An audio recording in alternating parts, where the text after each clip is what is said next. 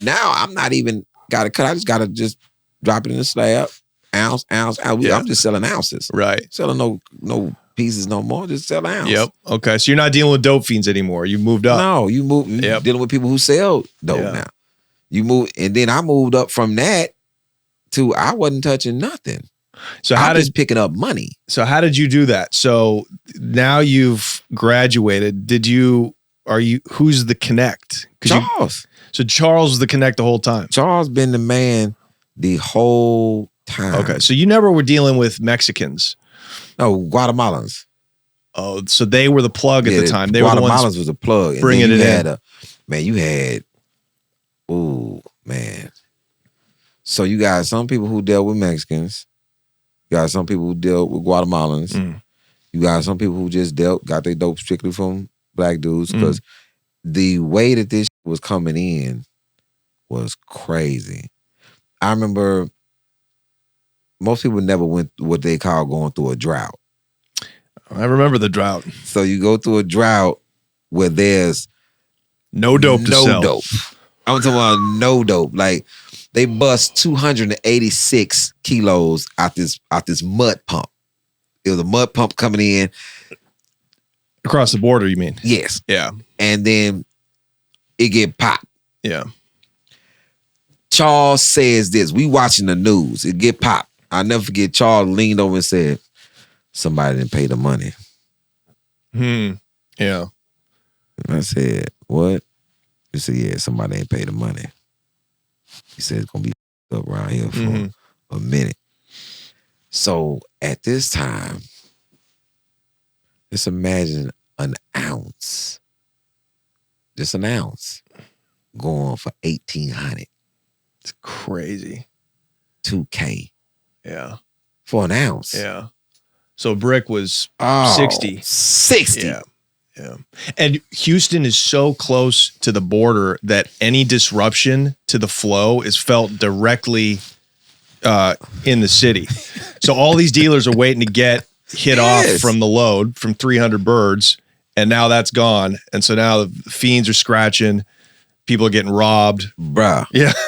It's going mayhem. Yeah. And if you sitting on dope, the price goes up. Oh, the price is insane. 25%. Yeah. Yes. Yeah. And you gotta do it because you got a apartment complex. You got 4 apartment complexes. No drugs. Right. So then would you, if you were a powder wholesaler, would you then go back to cooking it? Yes, got Yeah. to. And just so you could stretch it out. Stretch it. Yeah. Step on it. You make a lot of money though. B12. Yeah. Step on it. Right. Like, Yeah. And then this is when people start dying.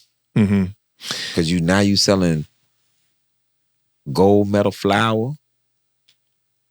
See, people you're literally reciting lyrics from my childhood. Like that was like a scarf. That was a Willie D. Yeah, exactly. It's a Willie D line. Is the food? This is all real life stories. Because you gotta know this game.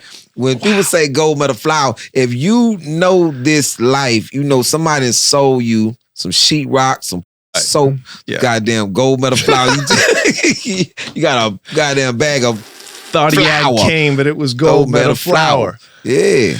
Yeah, and and so if you ripped a guy off with fake dope, he come back and shoot you. Because this is the thing. It was an era where it was honor amongst thieves. We wasn't shooting at each other. You was like, man, if you came to a drug deal with a gun, I'm never probably dealing with you again. Because why would you? Like, why would you? There's so much money around. Like, what you doing? Like, well, why you have a gun? What happened? Oh, you was gonna try to rob me? That's the first thing coming to my mind. You must have been trying to rob me. Yeah. Yeah. Which you've had people try.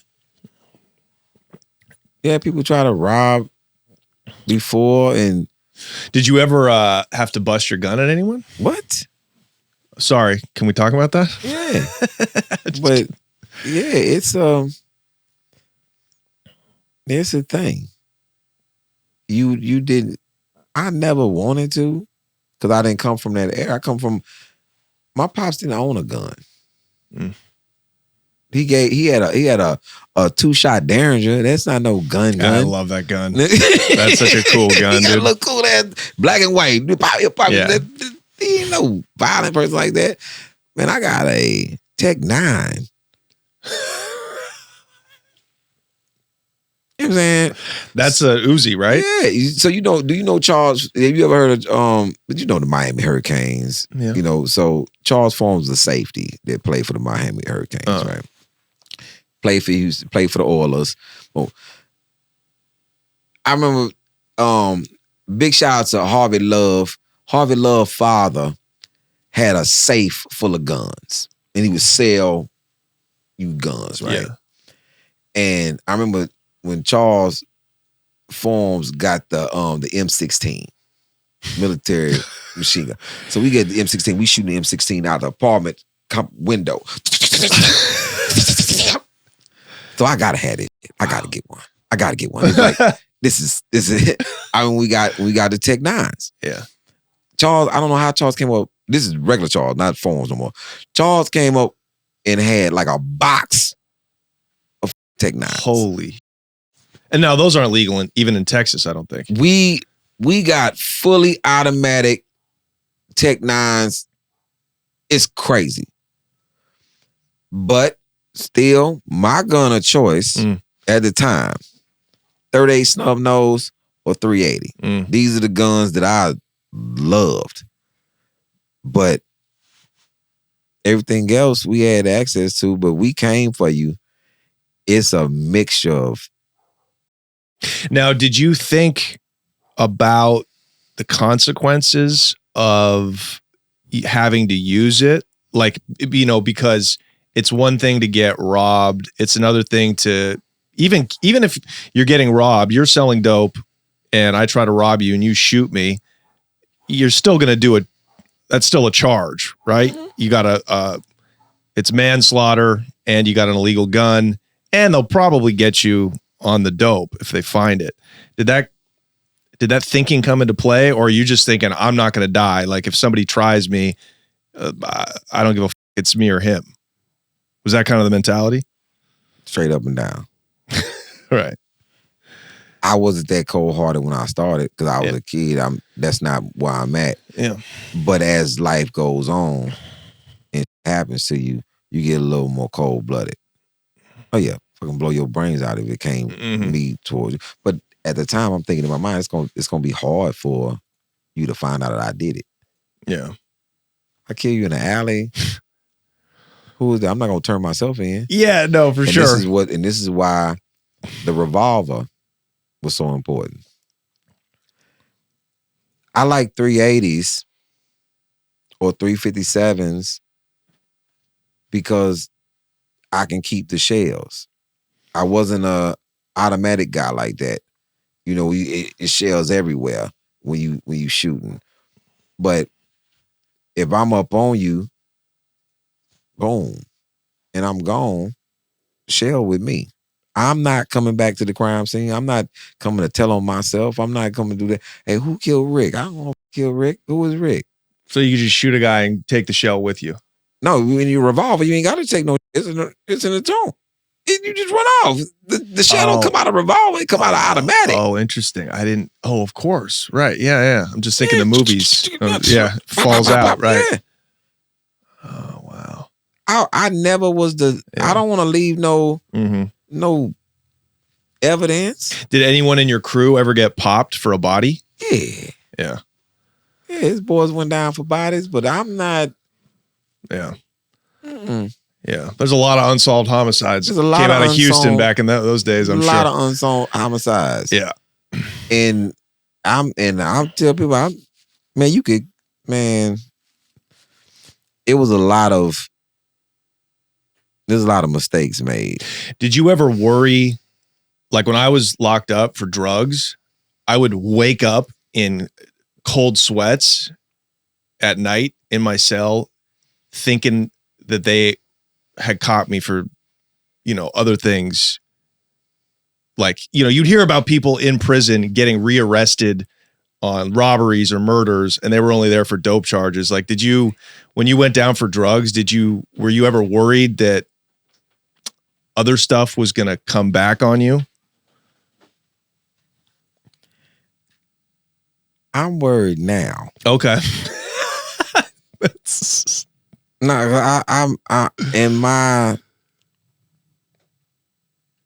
heart of hearts, in my mind, I'd be like, man, it's been some things that, it just like with me, it's people who I have come across that I thought I was okay with some that happened in the past, and I wasn't.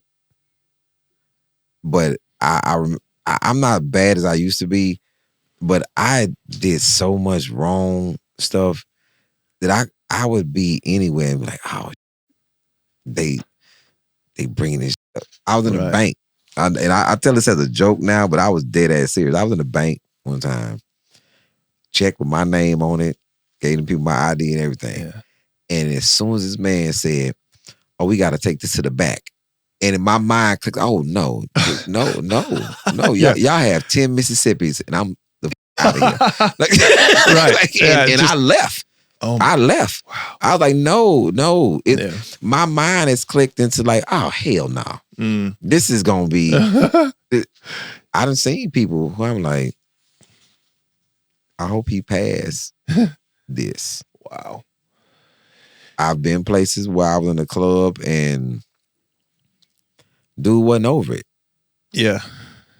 And I remember, hey, bro, this happened when I was 18. Yeah.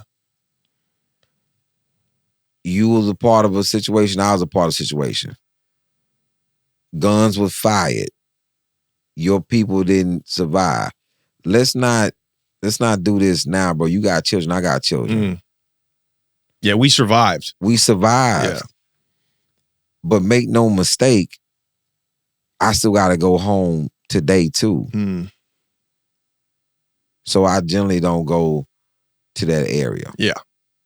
Have you made peace with, if you've had all this success, you got this beautiful family, a bunch of kids, this great career. Do you feel like whether it was like a cold case or, an old beef, have you mentally prepared yourself with being okay if something happens to you? Nah. Hell no. Man, you'd be pissed. That would not be good. If something happened to me from some past, I'd be like, man, come on. Man, you 30 fucking years ago? God damn, Benny Blanco? Yeah. It bees like that sometimes. Yo, man, if I got to rip.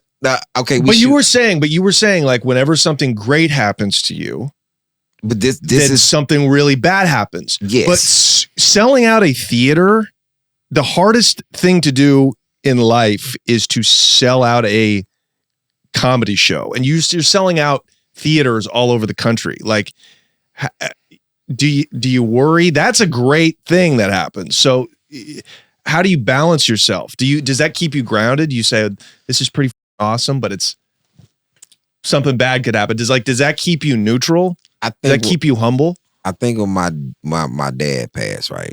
That's where I was at in life with that. Because I at that time in 2018, I didn't think that I had paid the universe back yet. Because people would always ask, man, when you think you're going to, blow up, you're going to get to the next level. And I would always say, whenever I pay the universe back for the savagery that I had been a part of prior to, because I owe my neighborhood a lot. That's why I never left Houston. I owe them. Mm-hmm. You can't take, because I think about the shortening of the life of people, of people's achievements. The drug epidemic, even now, I still feel the ramifications of it from now. I was in Frisco, and the homeless drug situation is so horrible in Frisco. I'm at this festival and I keep trying to walk down a street that I don't have to engage with this many. Yeah, fiends. Yeah. And I remember walking. Chris Cotton was still alive. Roy Woods. I was walking to this festival and I was so depressed. I was so sad. Like people didn't realize that I was crying going to the festival. And the only way I wasn't crying when I would perform, then I would leave and I would cry all the way back to my hotel room. Wow. Because I felt so bad about whatever my part in this was. You still feel it like that because it's 30 years later. Because these are the offspring of the chemical dependent people that I produce.